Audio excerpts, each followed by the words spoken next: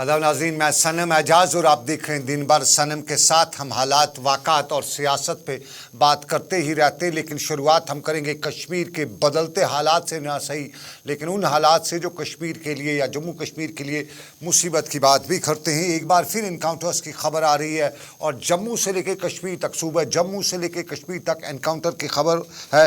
और राजौरी के नरला के इलाके में जो एनकाउंटर जारी था, लगभग एक हफ्ते से जारी जो सूरत कशीदा सूरत थी, वो लगभग आज इख्ताम पजीर हुई। और 7 सितंबर से शुरू होने वाली जो सिचुएशन थी, जब 7 सितंबर को फोर्सेस को इतला मिली थी इलाके में मिलिटेंटों की मौजूदगी के बाद, और उसके बाद आज तक जो सिचुएशन है उसमें आज एक और मिलिटेंट के मारे जाने के बाद कुल मिला के मरने वालों की यहाँ तादाद जो है वो 4 हो गई है। और इनमें 2 मिलिटेंट अब तक मारे जा चुके हैं, एक फौजी एहलकार के मारे जाने की खबर भी है और एक SPO भी है जो इस एनकाउंटर में मारा गया। और ये नरला का राजौरी कालाकोट का इलाका था जहाँ पे ये इनकाउंटर 7 सितंबर को शुरू हुआ था और 7 सितंबर को यहाँ फोर्सेस को इत्तला मिली थी और उसके बाद ये लगातार जो है ये सिचुएशन बनती रही। और अब आपको बताते चले कि उस दौरान फ़ौज ने ये भी दावा किया है कि बड़ी मकदार में असला और गोला बारूद या वार लाइक जो हथियार है वो यहाँ पे ज़ब्त किए गए। लेकिन आज एक और मामला भी आया। जम्मू में नॉर्दर्न कमांड ने एक प्रेस कॉन्फ्रेंस के दौरान दावा भी किया, लेकिन कश्मीर का हम रुख करते हैं अहलन गडूल कोकरनाग का। और अहलन गडूल कोकरनाग में आज सुबह एक और ख़बर आई कि इलाके में मिलिटेंटों की मौजूदगी की इत्तला मिलने के बाद यहाँ फ़ौज और पुलिस ने इलाके का घेराव किया और इस घेराव के दौरान आमना सामना हुआ, गोलियाँ चली और इस गोलियों में कुछ फोर्सेस के एहलकारों के ज़ख्मी होने की खबर है। जम्मू कश्मीर पुलिस के एक आला अफसर की ज़ख्मी होने की भी खबर है। यह अहलन गडूल कोकरनाग है और ज़ख्मियों को फौरी तौर पे इस ऑपरेशन से निकाल के श्रीनगर के अस्पताल मुंतकिल किया जा चुका है। लेकिन इलाके में पूरा ताउन, पूरा इलाके में तनाव, और इस तनाव के पस मंज़र में जम्मू कश्मीर पुलिस और फ़ौज के आला हुकाम 20 एनकाउंटर के दौरान जाए मौके पर पहुंचे हैं। ये सिचुएशन जो है जम्मू कश्मीर के अहलन गडूल कोकरनाग के इलाके में पेश आई है और इस पेश आए वाक़े में कुल मिला के सिचुएशन जो है टेंस यानी तनावपुर दिखाई या सुनाई या बताई जा रही है। ताहम एक और मामला जो है जो फ़ौज ने आज नॉर्दर्न कमांड के में लेफ्टिनेंट जनरल उपेंद्र द्विवेदी ने आज जम्मू में एक प्रेस कॉन्फ्रेंस के दौरान बड़ा सनसनीखेज़ खुलासा करते हुए बताया कि पाकिस्तान जम्मू कश्मीर में मिलिटेंसी को बढ़ावा देने की हर मुमकिन कोशिश कर रहा है। और अगर जब पाकिस्तान में उनके अल्फाज के मुताबिक हालात उस तरह के हैं कि वो सिचुएशन में नहीं है, ताहम मिलिटेंसी पे वो बराबर काम करें। और अब की बार नेपाल और पंजाब के बॉर्डर के रास्ते मिलिटेंट जम्मू कश्मीर की तरफ आ रहे हैं, इन्फिल्ट्रेशन कर रहे हैं और उसमें वो पैदल सफ़र भी कर रहे हैं। ताहम उन्होंने कहा कि पाकिस्तान की किसी भी कोशिश को कामयाब होने नहीं दिया जाएगा। ये आज जम्मू कश्मीर से मुतालिक, इन्फिल्ट्रेशन से मुतालिक या मिलिटेंसी से मुतालिक बड़ा दावा किया और इसी बड़े दावे के पस मंज़र में जम्मू कश्मीर की सिचुएशन जो है, बदलती तस्वीर जो सरकार बता रही थी उस पर भी सवाल उठे। लेकिन आज आपको नेशनल कॉन्फ्रेंस के डॉक्टर फारूक अब्दुल्ला का बयान भी बताएं। और जनूबी कश्मीर के अहलन गडूल और राजौरी में हुए एनकाउंटर के पस मंज़र में जब मीडिया ने उनसे बात की, पूछा कि ये सिचुएशन जो है, तो एक तो उन्हें सरकार को, साफ जाहिर है नेशनल कॉन्फ्रेंस अपोजिशन में है तो सरकार को जिम्मेदार भी ठहराया, नाकाम भी बताया। तो हम साथ साथ ये भी बताया कि हिंदुस्तान और पाकिस्तान में जब तक न ताल्लुकात बेहतर होंगे जम्मू कश्मीर में मिलिटेंसी ख़त्म नहीं हो सकती है। फारूक अब्दुल्ला को सुन लीजिएगा। एनकाउंटर तो होते रहेंगे, क्योंकि ये कहना कि मिलिटेंसी ख़त्म हो गई वो गलत है। ये चीज़ पहले भी थी, आज भी है और कल भी होगी, जब तक कि कोई ऐसा सोल्यूशन ना निकले जिससे कि दोनों ममालिक जो हैं वो एक बातचीत के माहौल में आ जाएं और यहाँ के मुश्किलें जो हैं तब दूर हो जाएंगी। फारूक अब्दुल्ला आज मीडिया से बात करते, कई और मुद्दों पे बात उन्होंने की, लेकिन जम्मू कश्मीर में मिलिटेंसी पे भी उन्होंने आज रद्द-ए-अमल ज़ाहिर किया।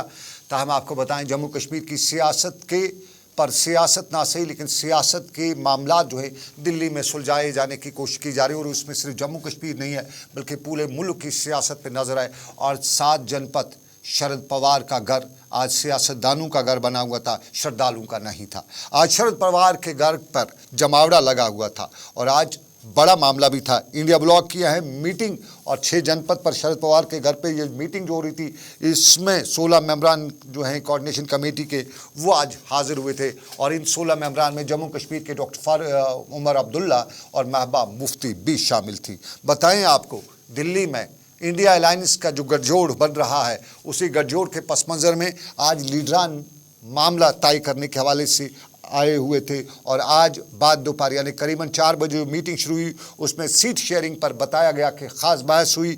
एजेंडा पे भी इस मामले में तफसील से बात की गई। और 2 अक्टूबर से मुल्क भर में जो इंडिया अलायंस मीटिंगों का सिलसिला शुरू कर रहा है, उस पर भी तबादला ख्याल किया गया। साफ जाहिर है इंडिया अलायंस, और बड़े सवाल ये भी पूछे जा रहे हैं कि अगर 26 जमातें 272 का आंकड़ा पार नहीं कर सकती हैं, तो फिर ये अलायंस क्या, फिर ये जमातें क्या? ये सबसे बड़ा सवाल है, क्योंकि 26 की कुल अपोजिशन की जमातें जिनका इंडिया अलायंस इत्तेहाद बना हुआ है, और सरकार बनाने के लिए 272 की तादाद जो है, मैजिक नंबर जिसे कहा जाता है, उसकी ज़रूरत होती है। तो क्या ये 26 जमातें 272 की तादाद में अपनी सीटें जीत सकती हैं? ये वक्त ही बताएगा। लेकिन फ़िलहाल दिल्ली से लेकर जम्मू कश्मीर और आंध्रा से लेकर, यूँ कहें कश्मीर से लेकर कन्याकुमारी तक नज़र इंडिया अलायंस के इन मामलात पर है। और इंडिया अलायंस के इन्हीं मामलात पर केसी त्यागी बड़े लीडर भी हैं। और केसी त्यागी ने भी आज हमारे साथी ताबिश कमाल से बात करते हुए कहा कि 272 का आंकड़ा किस तरह से पार करना है, इसके लिए सारा जोर लगाया जा रहा है। और सरकार के ख़िलाफ़, और ख़ास तौर पर नरेंद्र मोदी के ख़िलाफ़ जो अपोजिशन एक इत्तेहाद बना चुकी है, उसमें वो किस तरह का लाएअमल करते हैं, ये ताबिश से केसी त्यागी ने बात करते हुए बताया। इंडिया गठबंधन पटना में भी, बेंगलुरु में भी और मुंबई में भी घोषित कर चुका है कि हम संयुक्त नेतृत्व में चुनाव लड़ेंगे। भारतीय जनता पार्टी की तरफ से ये दुष्प्रचार है। देश की 140 करोड़ जनता हमारा चेहरा है, उसकी तकलीफ़ों को आगे रख करके हम चुनाव लड़ेंगे। चुनाव के बाद 272 का मैजिक नंबर जब हम पार करेंगे, उसके बाद प्रधानमंत्री का चुनाव करेंगे। और वर्तमान प्रधानमंत्री से ज़्यादा आकर्षक वो होगा, ये हम दावा करते हैं। लेकिन सर, एक बात बार बार कही जा रही है कि सनातन विरोधी हैं सभी जितने भी इसमें दल हैं। मैं सनातनी हूँ, मेरी पार्टी सनातनी है, हमें उस पर गर्व है। हम डीएमके के नेता के बयान से दूरी रखते हैं, यद्यपि सबको अपने अपने तरीके से। ताबिश कमाल हमारे साथी सवाल पूछ ही डाला, क्योंकि बीजेपी बता रही है कि सनातन धर्म से दूरी इख्तियार की जा रही है। सनातन यानी हिंदू धर्म से ये लोग जो हैं वो उससे दूर होते जा रहे हैं, इल्ज़ाम है बीजेपी का। और यही सवाल आज केसी त्यागी के बाद हमारे साथी ताबिश कमाल ने मुख्तार अब्बास नकवी बीजेपी के बड़े लीडर से पूछा कि इंडिया अलायंस बीजेपी के लिए कितना ख़तरा, आप धर्म को इसमें सियासत में जोड़ रहे हैं, तो क्या वाकई में हिंदुस्तान धार्मिक मुल्क है या जमहूरी मुल्क है? ताबिश ने पूछा, नकवी ने जवाब दिया। जो गुरुओं की गिनती है वो गुरु घंटालों के गणित को गच्चा देगा। और दोनों की तमन्ना और दोनों की ख्वाहिशें भी एक हैं। अब दिक्कत इनकी ये हुई है कि बिना वैकेंसी के वर्चस्व की वर्जिश हो रही है। अब वैकेंसी है नहीं और वो कहते हैं रोटेशन से प्राइम मिनिस्टर बन जाना चाहिए। अरे भैया, ये देश जो है वो परिवार तो कह रहा है कि रोटेशन से प्रधानमंत्री बने, पब्लिक कह रही है कि परफेक्शन वाला प्रधानमंत्री चाहिए और नरेंद्र मोदी चाहिए। तो परिवार का रोटेशन का प्रधानमंत्री और पब्लिक का परफेक्शन वाला प्रधानमंत्री, ये एक।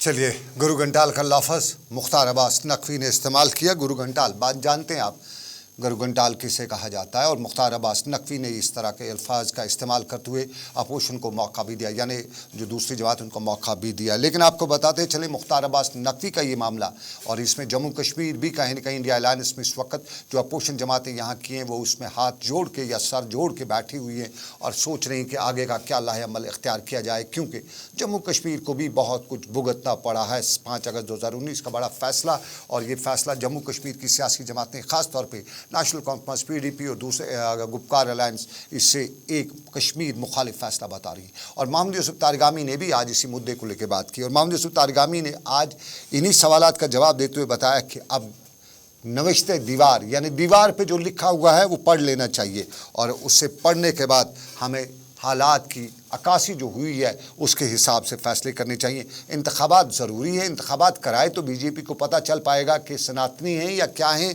और इंतखाबात से दूध का दूध और पानी का पानी हो जाएगा। और ये भी बात उन्होंने कहा डाली जम्मू कश्मीर के लेफ्टिनेंट गवर्नर मनोज सिन्हा के हवाले से भी कि कश्मीरियों के दिलों में क्या है, वक्त आने पर वो बताएंगे। साहब जाहिर है वक्त इंतखाबात है, इंतखाबात के वक्त एक कश्मीरी अपने हक का, अपने दिल की राय का इस्तेमाल कर सकता है, इजहार कर सकता है। तारगामी का सुनिएगा। एलजी साहब से मैं यही कहूँगा, नविश्ता देवार कभी मौका आएगा हम सब पढ़ेंगे, और आवाम की आवाज़, आवाम की धड़कनों को समझने के लिए वक्त भी चाहिए और दिल भी चाहिए। इलेक्शन करवाइए ना, फिर दूध का दूध और पानी का पानी नज़र आएगा। और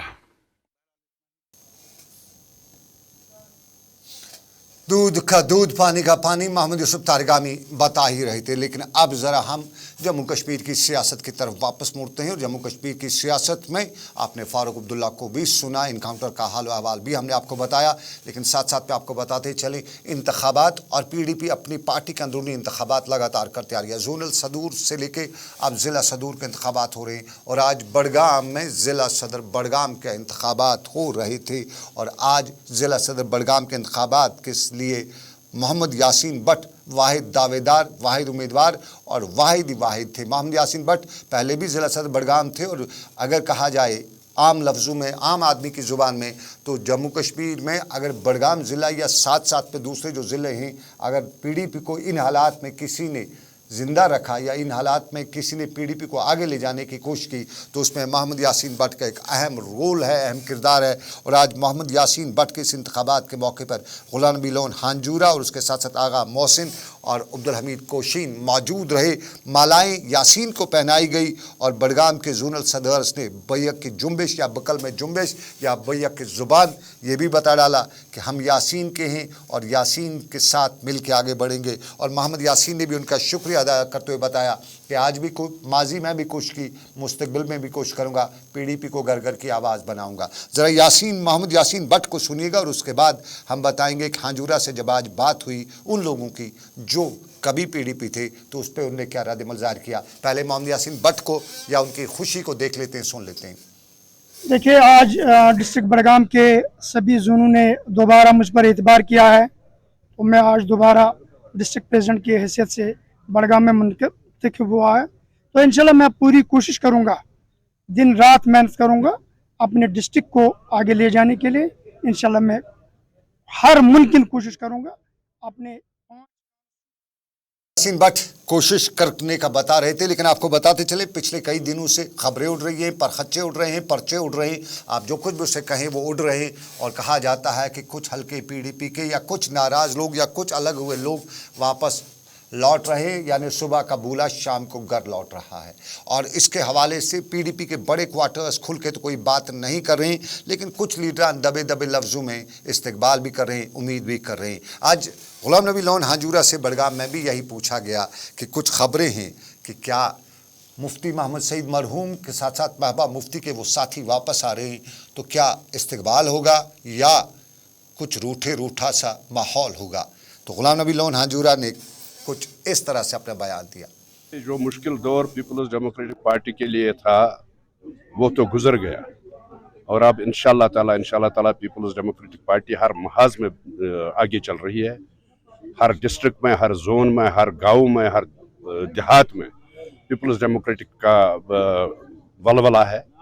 और जो आप बात कर रहे हैं कुछ लीडरों की जो वापस आना चाहते हैं, हमें कोई एतराज़ नहीं है कोई वापस आए या ना आए, लेकिन ये बात ज़रूर है कि हमें इस बात पर फख्र है कि लोग हमारे साथ हैं, हम लीडरों के पीछे पीछे नहीं चलते हैं। हम लोग गुलाम नबी लोन हांजूरा, पीडीपी के पॉलिसी मेकर्स में एतराज़ नहीं है, आए तो आए, हम उनका इस्तकबाल करेंगे और लोग हमारे साथ, ये बता रहे थे लोन हांजूरा।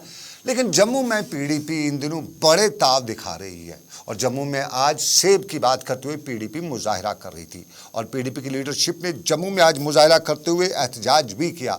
और इस एहतजाज के दौरान बताया कि जम्मू कश्मीर में सरकार की पॉलिसी नेगेटिव है, और इस नेगेटिव पॉलिसी में जानबूझकर हमारा इकोनॉमिक ब्लॉकेड किया जा रहा है। ये पीडीपी के लोग, quote unquote PDP leadership Jammu में बता रही थी, और कुछ लोग बता रहे थे कि ये इकोनॉमिक टेररिज्म है। उसी पर उन्होंने सरकार को अमेरिकन एप्पल की सब्सिडी को वापस करने का मुतालबा किया। ये पता है कि रिसेंटली G20 समिट हुआ और उसके चलते उसी के दौरान गवर्नमेंट ऑफ इंडिया ने जो अमेरिकन एप्पल के इंपोर्ट पे ड्यूटीज़ थी उनको ख़त्म कर दिया, उसको स्लैश कर दिया है। और ये जो सरकार है, इनका हमेशा से एजेंडा रहा है कि हमें जम्मू कश्मीर के आवाम को सरकार का एजेंडा, और इनके एजेंडे की बात श्रीनगर में कर रहे थे। माफ़ कीजिएगा, मैंने जम्मू में बताया, ये श्रीनगर में सोहेल बुखारी की सरबराही में मुजाहिरा था। लेकिन ये पटन की तस्वीर है, टंगमर्ग की। टंगमर्ग के इलाके में इंतखाबात पीडीपी के थे और यहाँ जोनल सदूर के इंतखाबात हो रहे थे। और जोनल सदूर के इंतखाबात में पिछले कुछ दिनों से ये साफ जाहिर हो रहा है कि पीडीपी की मीटिंग्स में एक अनार दो बीमार वाली कहानी नज़र आ रही है। यहाँ जोनल सदर, ब्लॉक सदर या जो भी इंतखाबात हो रहे, पिछले कुछ दिनों से पीडीपी में वहाँ साफ तौर पे तनाव दिख रहा है और हर कोई लीडर बनना चाहता है। और लीडर बनने की तगदौ में कहीं कहीं मुकालात ना सही लेकिन मुलाकात अच्छी नहीं हो पाती है। और पटन में भी आज, माफ़ कीजिएगा, आज रफ़ीक रातर की सरबराही में टंगमर्ग में भी ऐसा ही कुछ देखने को मिला, जहाँ एक अनार और दो चार बीमार साफ नज़र आ रहे थे। ताम रफ़ीक रातर ने बताया कि ये उनकी पार्टी के लिए खुशाइन कदम है, क्योंकि बहुत से लोग ये भी कर रहे थे कि उनकी पार्टी में लोग आ नहीं रहे, लेकिन साफ जाहिर हो रहा है, इस तरह के माहौल से साफ पता चल रहा है कि बड़े लोग पार्टी में शामिल होकर पार्टी की क़यादत पे भरोसा रखे हुए हैं। रफ़ीक रातर को फटाफट में सुन लेते हैं और उसके बाद आगे बढ़ेंगे। आज अलहमदा आपने यहाँ पर देखा कि हमारे मोहम्मद शफी परेज साहब, जो हमारे बड़े सीनियर रुकन रहे हैं पीपल्स डेमोक्रेटिक पार्टी के, आज उनको असाइन रिस्पॉन्सिबिलिटी और उनको बतफा के राय यहाँ का जोनल सदर टंगमर्ग और गुलमर्ग कॉन्स्टिट्यूंसी का जोनल सदर मुंतखब हुआ है। हम इनको मुबारकबाद देना चाहेंगे। और यहाँ पर चूँकि हमारे रिटर्निंग ऑफिसर हैं अब्दुल कयूम भट्ट साहब, जो श्रीनगर से आए हैं, पीपल्स डेमोक्रेटिक पार्टी की खसूसियत यह है कि यहाँ पर पार्टी में शामिल हो रहे हैं। ये टंगमर्ग की बात कर रही थी, लेकिन सोपोर में आज अपनी पार्टी को ज़बरदस्त दचका लगा। और ये ज़बरदस्त दचका लगाने वाले जावेद अहमद सोपोर के जाने माने ट्रेड यूनियन लीडर भी और अपनी पार्टी के लीडर भी हैं। आज उन्होंने अपने हिमायतियों समेत अपनी पार्टी से इस्तीफ़ा देते हुए बताया कि वो आज के बाद उनका इस पार्टी के साथ कोई वास्ता भी नहीं है। ताहम वो उनके अल्फाज के मुताबिक वो सोपोर और जम्मू कश्मीर की आवाम की आवाज़ बनकर काम हमेशा करते रहेंगे, लेकिन अपनी पार्टी के नाम पे नहीं। हम जो अपनी पार्टी यहाँ पे जम्मू कश्मीर में है, जिसकी सरबराही सईद अल्ताफ बुखारी साहब कर रहे हैं, उस पार्टी से हमें आज से, जब हम प्रेस कॉन्फ्रेंस खत्म करके, उस पार्टी से हमारा कोई लेना देना नहीं होगा। सोपोर जब भी इलेक्शन होगा, चाहे वो म्युनिसिपल काउंसिल इलेक्शन होगा, चाहे हमारा पार्लियामेंट इलेक्शन होगा, चाहे हमारा। और चलिए नाजरीन, ये सियासत के गलियारों से सेब की बात हमने पीडीपी के हल्कों की, लेकिन सेब की असल बात भी आपको बताते चले। जम्मू कश्मीर का अमेरिकन एप्पल को, अमेरिकन मेवे को हिंदुस्तान के बाज़ार में उतारने पर, और वो भी टोल फ्री मामलात पर काफ़ी नाराज़ दिखाई दे रहा है। हर गली नुक्कड़ पे ये बहस की जा रही है, पूछा जा रहा है, और अवाम में सरकार के तय इस फैसले को गम गुस्सा भी पाया जाता है। कुछ लोग बताते हैं कि अमेरिकन के सामने सरेंडर है, अमेरिकन इंडस्ट्री के सामने, क्योंकि हमारी इंडस्ट्री से ख़त्म हो जाएगी। और फिर इसी मामले को लेके जनूबी कश्मीर में जो Apple farmers production of India है, उन्होंने जम्मू कश्मीर के लेफ्टिनेंट गवर्नर से भी मुलाकात की है, चिट्ठी भी लिखी है, और इस एप्पल इंडस्ट्री को दरपेश मामलात से उन्हें आगाह भी किया है। और मेमोरेंडम में 6 नुकात पेश करते हुए बताया है कि हमारे जो एप्पल इंडस्ट्री है वो इस वक्त परेशान कुन मराहिल से गुजर रही है, और उन परेशान कुन मराहिल में अब एक नई चोट पड़ने वाली है, तो उससे जम्मू कश्मीर के लेफ्टिनेंट गवर्नर को बाखबर भी किया जा चुका है। सेब के बाद हम एक और बात करेंगे, और यह है मंशियात। हम लगातार आपको मंशियात के हवाले से बाखबर करते रहते हैं, और हम आपको ये बात दावे के और डंके की चोट पे कहते हैं कि अगर आपने आज नहीं इस मामले में हाथ बटाया तो कल बहुत देर हो चुकी होगी। लेकिन बारामूला की पुलिस इस सारे मामलात पर काम कर रही है और काफ़ी मुतहरिक दिखाई दे रही है। और आज भी बारामूला में मंशियात मुखालिफ रुझान रखने के लिए उल्मा को मदऊ किया गया था, चूँकि उल्मा हमारे मुआशरे का ज़िय्ज़त और साहिब सरवत तबका माना जाता है और उल्मा की ज़िम्मेदारी भी है कि वो हमारे इस माशरे के नासूर को ख़त्म करने में अपना रोल करें। मस्जिद के मेंबर्स को बाज़ाब्ता तौर पे इसके लिए इस्तेमाल किया जा सकता है और इसी चीज़ को लेके आज बारामूला में पुलिस ने उल्मा को भी एक कॉन्फ्रेंस में मदऊ करते हुए उनको भी ज़िम्मेदारी भी बताई और उल्मा ने भी अपनी ज़िम्मेदारी शेयर करते हुए बताया कि मुआशरे में कई नासूर हैं और इन नासूरों में एक नासूर जो है वो है हमारे मुआशरे का सबसे बड़ा नासूर और वो है मंशियात का। और इसी मंशियात के नासूर से हमें सब को इकट्ठे मिलकर लड़ना होगा। ज़रा सुनिएगा एसएसपी बारामूला ने इस मौके पर क्या बताया। बारामूला पुलिस ने जो है डाक बंगलो बारामूला में एक हाफ डे कॉन्फ्रेंस का आगाज़ किया। इस कॉन्फ्रेंस में खासियत यह है कि आज हमने तमाम डिस्ट्रिक्ट में जो इतने भी हमारे मौलवी साहिबान हैं, उलेमाए कराम हैं, उनको यहाँ पर दावत दी कि वो आए और हमसे रूबरी हो और हम उनसे मुखातिब हो। हमारा मकसद जो भी पुलिस का हो, लेकिन मकसद यही हर किसी का होना चाहिए कि हमने मंशियात फरोश को गर्दन से दबोचना है, मुंडी से उसको मुंडी अलग करनी है, ताकि ये मंशियात का जो धंधा करने वाले हैं ये गंदा है और गंदा जो काम करने वाले हैं इन्हें सलाखों के पीछे होना चाहिए। लेकिन हमारी जम्मू कश्मीर की पुलिस से गुजारिश भी होगी जो बहुत से लोगों ने हम तक पहुंचाई कि अहमद की टोपी महमूद के सर पे भी कहीं कहीं चढ़ाई जाती है, ज़रा CID से वेरीफाई भी कराया जाए। और हर किसी को अगर कहीं पे कुछ लोगों को पकड़ा जाता है तो वो ज़रूरी नहीं हो कि वो पैडलर ही हो, उनको भी इस्तेमाल किया जाता है। और अगर किसी मासूम बच्चे को का इस्तेमाल किया जाता है तो काउंसलिंग बेहतर हो सकती है, न कि उसको PSA के तहत बंद किया जाए। ये हमें कुछ लोगों ने अपना नाम ना बताने की शर्त पे गुजारिश की कि हम जम्मू कश्मीर पुलिस के और उन सभी अहदेदारों तक ये बात पहुँचाएँ कि हर जगह PSA ही वाहिद हल नहीं है,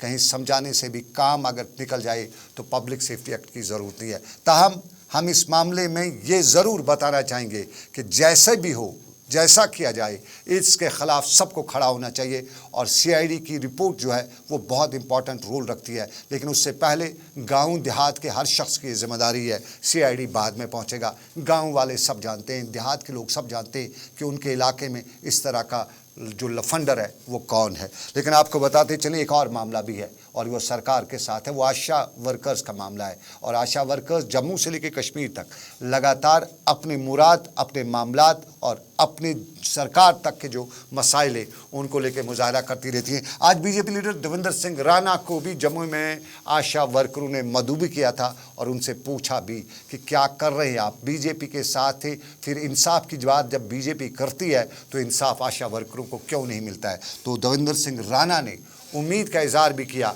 यकीन भी दिलाया कि इंसाफ दिलाने की भरपूर कोशिश की जाएगी। ये बहनें ये मेरे पास कोई सरकारी तंत्र पे नहीं आई, ये मेरी अपनी बहनें हैं, जिनके साथ मेरा बड़ा पुराना रिश्ता है। ये आज मेरे पास आई हैं। इनकी ये है कि 2000 रुपये इनको मिलता है। ये कह रही हैं कि ये भत्ता जो है ये बढ़ना चाहिए। मैंने भी इनसे कहा है कि आप मुझे हिमाचल का, पंजाब का। देवेंद्र सिंह राणा ने भरोसा दिलाया, यकीन दिलाया, उम्मीद बढ़ाई। लेकिन उम्मीद इन बच्चों को भी है। आपके टेलीविज़न स्क्रीन पर ये बच्चे हैं और ये चाइल्ड लेबर आता है। ये चाइल्ड लेबर हमने बडगाम में होते देखा है।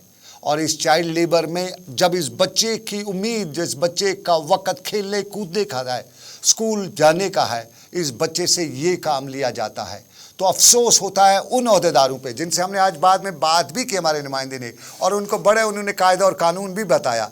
लेकिन वो कायदा और कानून किस काम का जो ज़मीन पे इम्प्लीमेंट नहीं हो रहा है। और ये बच्चे हमारे मुल्क के लिए, हमारे मुआशरे के लिए और हम सब के लिए इबरत का सवाल उठाते हुए पूछते हैं हमसे कि आप तो बड़े दावे करते हो, इंसानियत का दावा, और अगर इस बच्ची को ये काम करना पड़ता है तो वाकई में क्या ये इंसानियत का दावा करने वाले हम हो सकते हैं? ये कश्मीर के बडगाम के इलाके की तस्वीर है और यहाँ में जो ईंट भट्टे हैं वहाँ 70% के करीब बच्चों से बेगार लिया जाता है।